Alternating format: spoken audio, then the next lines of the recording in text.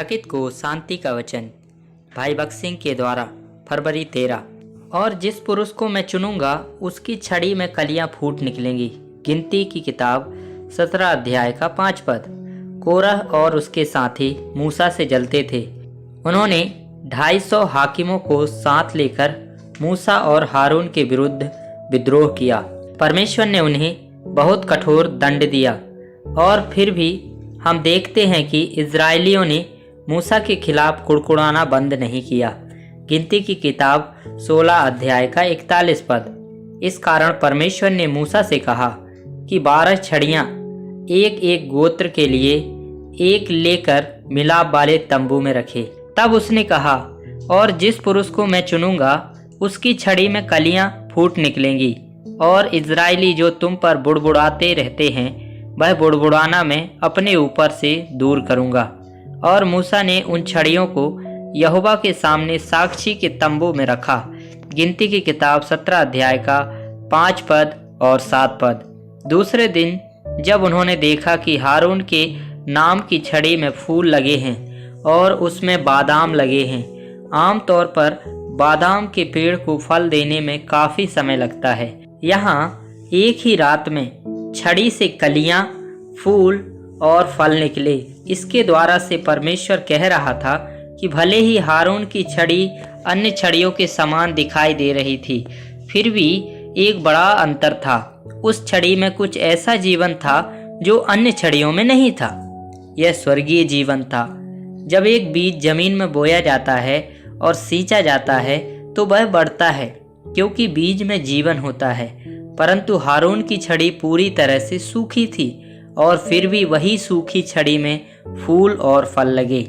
वही शक्ति तब प्रकट हुई जब परमेश्वर ने सब कुछ बनाया, जैसा कि हम उत्पत्ति 1 अध्याय का 11 पद में पढ़ते हैं। और परमेश्वर ने कहा, पृथ्वी घास और बीज वाले छोटे छोटे पेड़ और फल वाले वृक्ष जो एक एक जाति के अनुसार बीज वाले हों उत्पन्न करे खुद पृथ्वी पर, और ऐसा ही हो गया।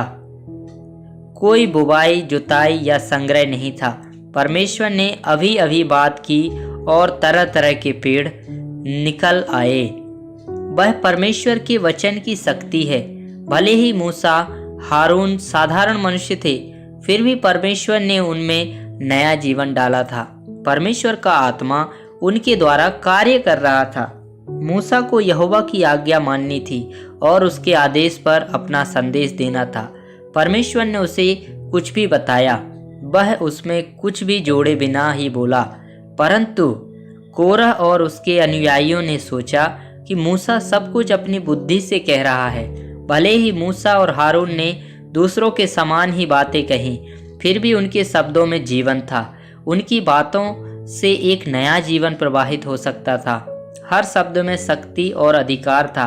परंतु उन लोगों ने, क्योंकि वे हाकिम थे, निश्चय सोचा कि वे भी मूसा की नाई बोल सकते हैं। परमेश्वर ने उन्हें फलवंत हुई छड़ी के द्वारा दिखाया कि वे केवल सूखी छड़ियों के समान हैं, जबकि मूसा और हारून में शक्ति थी। परमेश्वर ने सिद्ध किया कि उसने उन्हें अपनी सेवा के लिए चुना है। बहुत से लोग अधिक ज्ञान प्राप्त करके संसार में महान प्रचारक बनना चाहते हैं। उनमें ना तो आनंद है और ना ही शक्ति।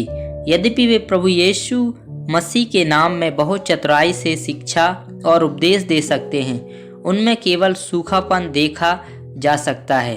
मत्ती रचित सुसमाचार 7 अध्याय का 22 और 23 पद में हमारे पास गंभीर चेतावनी है। उस दिन बहुतेरे मुझसे कहेंगे, हे प्रभु, क्या हमने तेरे नाम से भविष्यवाणी नहीं की?